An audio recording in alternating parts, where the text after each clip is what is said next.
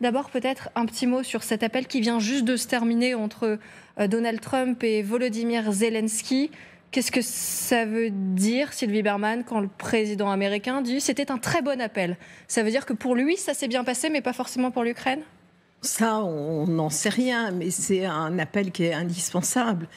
Qu'il négocie en tête-à-tête avec Vladimir Poutine, c'est une chose, mais il faut quand même faire passer également les préoccupations de l'Ukraine. D'ailleurs, je ne suis pas sûre que ça passerait mieux s'il y avait une rencontre ou un appel téléphonique à 3, parce que le risque, c'est de 2 contre 1 et contre Zelensky. Donc, il vaut sans doute mieux à ce stade que les États-Unis restent le pays médiateur, mais à condition de prendre en compte, évidemment, les préoccupations de l'Ukraine. Parce que ce qui s'est passé lors de cet entretien téléphonique de 2h30, c'est quelque chose qui avait déjà été évoqué entre Russes et Ukrainiens. La réunion avait été annulée, mais c'était il y a quelques mois au Qatar, c'est-à-dire d'interdire toutes les frappes sur des installations énergétiques. Donc c'est pas une grande concession, surtout qu'on est au printemps aujourd'hui. En tout cas, pour l'Ukraine, c'est peut-être moins essentiel, plus pour la Russie. Et l'échange de prisonniers, c'est important, on ne peut que s'en réjouir. Il y en a déjà eu. Gwendoline, on sait que l'Ukraine avait été très déçue, voire même vexée d'être mise à l'écart de ces discussions. Est-ce que là, tout est pardonné quand on voit que Donald Trump, dans la foulée de son appel avec Vladimir Poutine, passe 1 heure au téléphone avec le président ukrainien ? Non, je pense pas. D'abord, les Ukrainiens, les officiels ukrainiens, quand vous parlez de ça avec eux, ils voient qu'il y a une direction qui est claire, qu'il y a un rapprochement entre les États-Unis et le Kremlin. Donc ça va pas suffire. En revanche, Volodymyr Zelensky, ce qu'il attendait de ce coup de téléphone, c'était de comprendre qui allait observer une éventuelle trêve, un éventuel cessez-le-feu, parce que pour l'instant, il faut le rappeler, on n'y est pas. On ne sait pas quand ça commence, on ne sait pas par qui c'est vérifié. Donc ça, c'est important pour Volodymyr Zelensky. Et puis, il faut voir aussi quelque chose, ce qui passe pour des concessions, c'est-à-dire cette trêve, on arrête de frapper les infrastructures énergétiques de la part des Russes. En ce moment, c'est plutôt les Russes qui en ont besoin parce que les Ukrainiens mènent une campagne de frappe qui est extrêmement efficace sur toutes les infrastructures énergétiques russes, avec les raffineries de pétrole, les dépôts de carburant qui financent la guerre de la Russie, qui financent vraiment son opération militaire spéciale, comme ils disent. Donc c'est tout ça dont ont dû parler Volodymyr Zelensky et Donald Trump. Mais on le rappelle, le président ukrainien n'a rien dit pour le moment. Et il n'a rien dit pour l'instant. On surveillera de très près, évidemment, la moindre déclaration qui viendra de l'Ukraine. Colonel Goya, on sait que vous vous méfiez beaucoup de Donald Trump.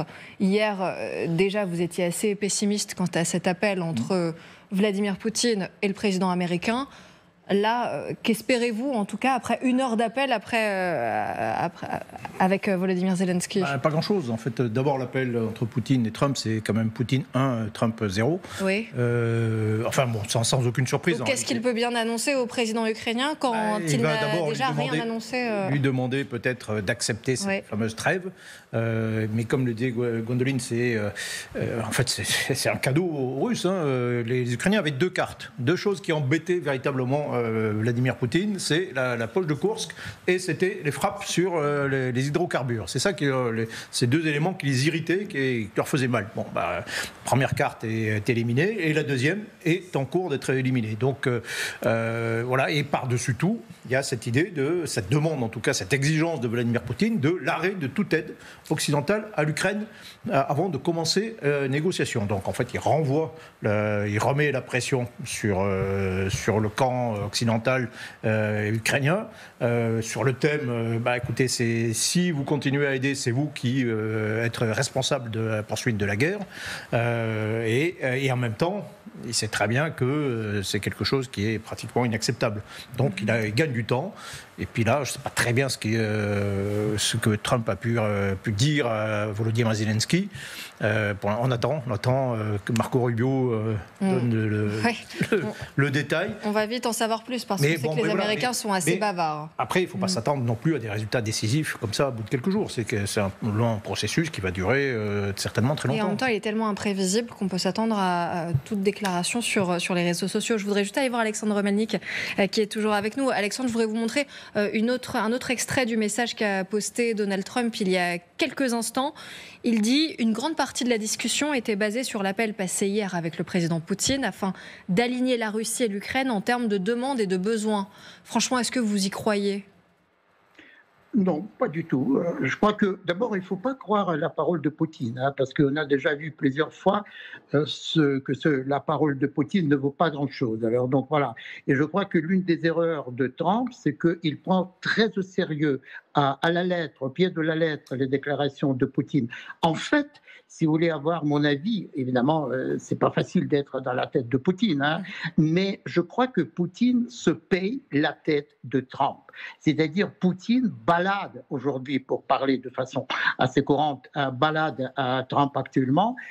Et Trump, qui, comme vous le savez, comme tout le monde le sait, il a l'habitude de dominer son interlocuteur. Mais en fait, en l'occurrence, il est dominé par Poutine. Est-ce qu'il le sait ? Je ne suis pas sûr, peut-être qu'il ne le sait pas, mais finalement, L'Art de Deal, le livre que Donald Trump avait écrit, se révèle quand même une sorte de plaisanterie par rapport au manuel de manipulation par le KGB que Poutine pratique. C'est-à-dire, il prend l'ascendant sur son interlocuteur. Et en fait, regardez, quand il a fait patienter Trump sous prétexte qu'il était dans une réunion avec des oligarques russes, en fait, il reprend le coup du Labrador. Vous vous souvenez, le coup du Labrador avec Merkel, lorsqu'il a amené le chien, alors que Merkel détestait le chien.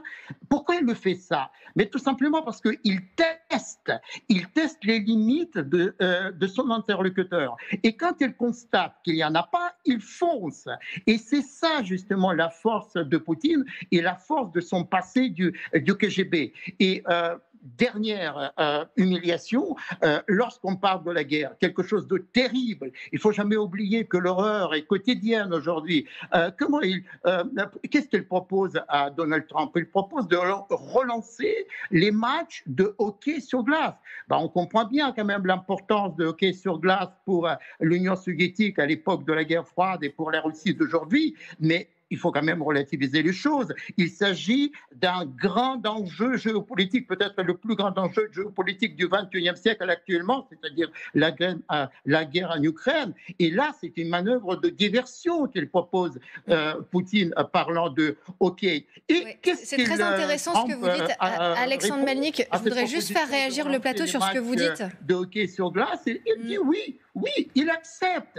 C'est-à-dire, Je vais faire réagir le plateau sur ce que vous dites, Alexandre. Je ne suis pas sûr. Et je termine en disant que... Je crois qu'il ne m'entend pas. Vous m'entendez, Alexandre ? Je voudrais juste faire réagir le plateau sur ce que vous dites, parce que vous dites plein de choses qui sont extrêmement intéressantes.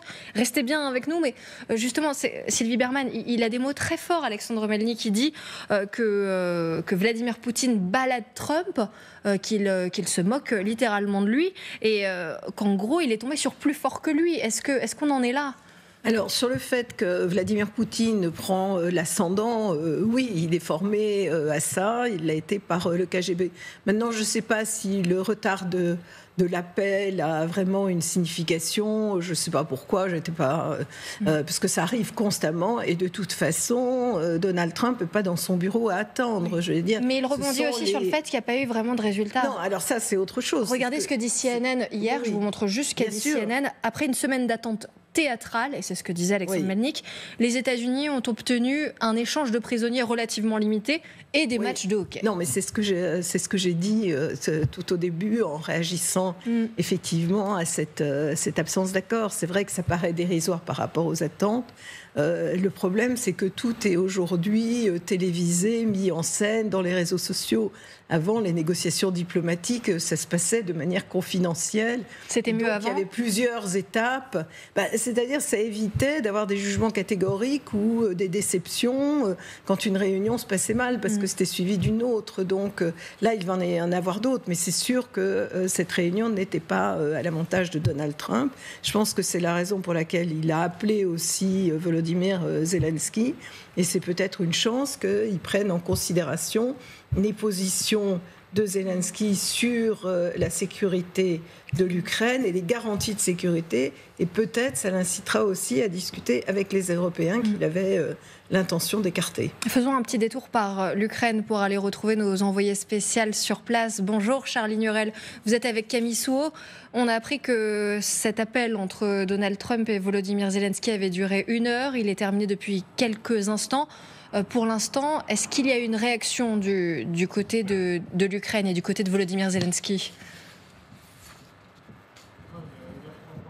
Et pour le moment, pas de réaction du côté de la présidence qui nous a en effet confirmé la fin de ce coup de téléphone, mais pour le moment, pas de réponse en ce qui concerne le résumé que nous attendons tous, à savoir qui fera la communication en premier. Est-ce que ce sera plutôt du côté de l'Amérique, de Donald Trump, ou bien ici de Volodymyr Zelensky? On sait que ce coup de téléphone était très important. On a vu ces vives réactions depuis plusieurs heures, à la fois du côté des officiels qui disaient « nous ne voulons pas faire de concessions, il y a des lignes rouges à ne pas dépasser ».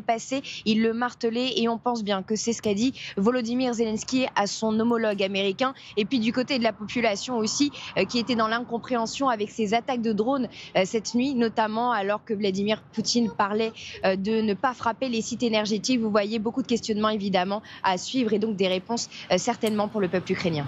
Merci beaucoup Charlie Nurel avec Camille Souhaut depuis la capitale ukrainienne. Gwendoline de Bono, vous êtes très très souvent en Ukraine, vous connaissez aussi parfaitement la communication de Volodymyr Zelensky. Est-ce qu'il va prendre son temps? Est-ce que ça peut nous donner des indices, le fait qu'il n'ait pas réagi et que Donald Trump l'ait fait? Et en même temps, on sait que le président américain n'attend pas.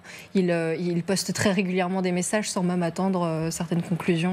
Oui, et puis Volodymyr Zelensky va en parler avec son directeur de cabinet, voilà, avec son administration. Et ensuite, je pense qu'il prendra la parole, parce qu'il a plutôt tendance à régulièrement faire des comptes rendus aux Ukrainiens, voilà, avec des vidéos. Donc, j'ai pas de doute sur le fait qu'il prendra la parole. Oui, alors après, ils viennent de raccrocher. Je pense qu'il est en train d'en parler. Je ne sais pas ce qu'il fait. Je ne sais pas ce qu'il fait exactement.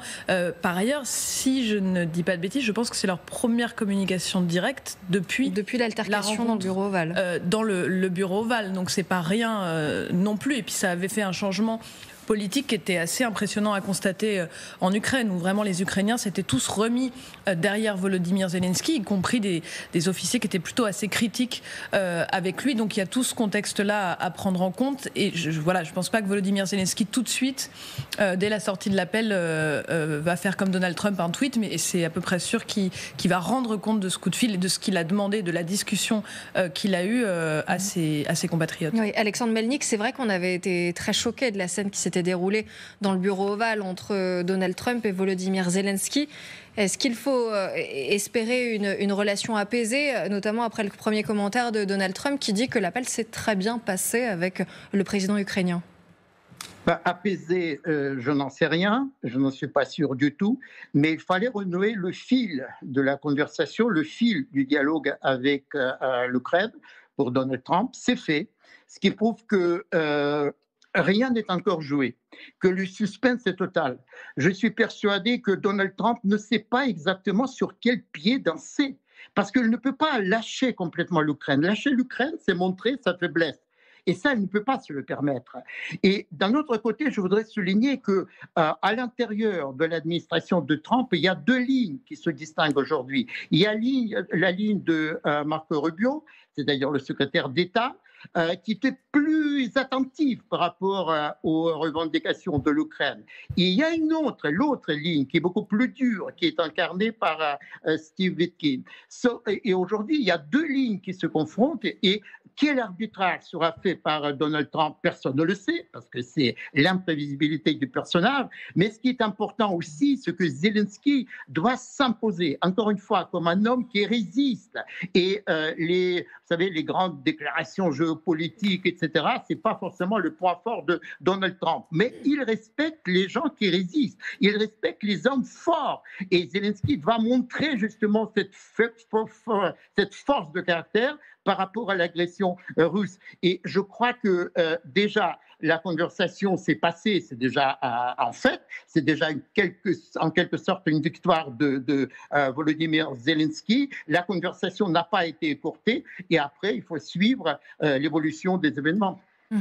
On va suivre avec attention la moindre réaction du côté de l'Ukraine, évidemment, mais pour en revenir sur cet appel entre Vladimir Poutine et Donald Trump, regardez comment la presse en parle, et notamment les illustrateurs aussi. Regardez ce dessin de Chenu, notamment, qui en dit long sur ce qui s'est passé par téléphone. Je vais vous lire ce qu'ils se disent.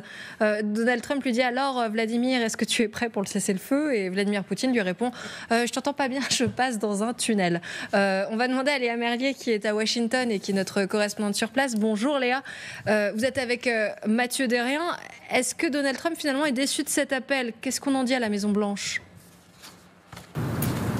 Cet appel entre Vladimir Poutine et Donald Trump avait été annoncé avec beaucoup d'optimisme de la part de la Maison-Blanche et du président américain lui-même.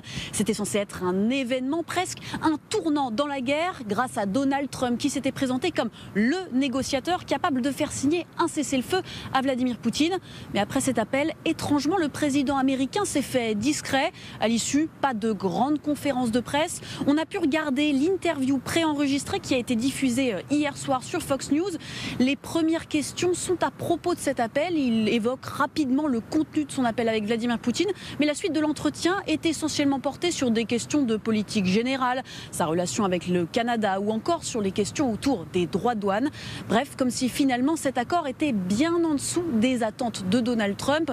On vient même à se demander si le président américain ne s'est pas retrouvé face à un meilleur négociateur que lui. Merci beaucoup Léa Merlier avec Mathieu Derrien depuis Washington. Colonel Goya, c'est vrai que les États-Unis en avaient fait beaucoup sur cet appel. On attendait un point presse à la Maison-Blanche. Finalement, il a été annulé. On attendait des annonces tonitruantes de Donald Trump qui était en interview sur Fox News hier soir. Finalement, il n'y a pas grand-chose qui en est ressorti. Non, rien de véritable. Mais je me demande à quel point Donald Trump s'abuse lui-même de sa puissance, de sa capacité à faire avancer les événements. Il est tombé sur plus fort que lui ? Sur plus habile certainement de la négociation, plus manipulateur, oui certainement que lui. Poutine joue parfaitement de toute la gamme sur d'influence envers Trump, depuis l'idéologie, depuis peut-être même les compromissions. Alors c'est quelque chose qu'on évoque, mais l'argent et puis surtout Poutine a le temps. Et Trump ne l'a pas. Voilà, donc il y a une asymétrie dans la négociation entre ces deux éléments. Donc oui, Trump est plutôt dans l'embarras, il n'a rien dit hier.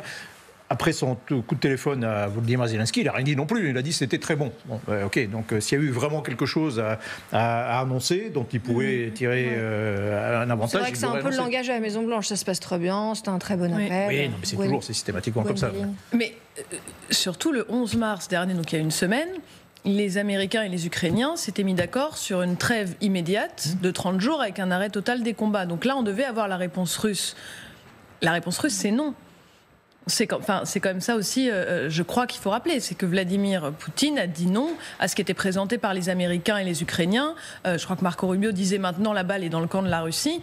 La réponse russe aujourd'hui, elle semble claire, c'est non.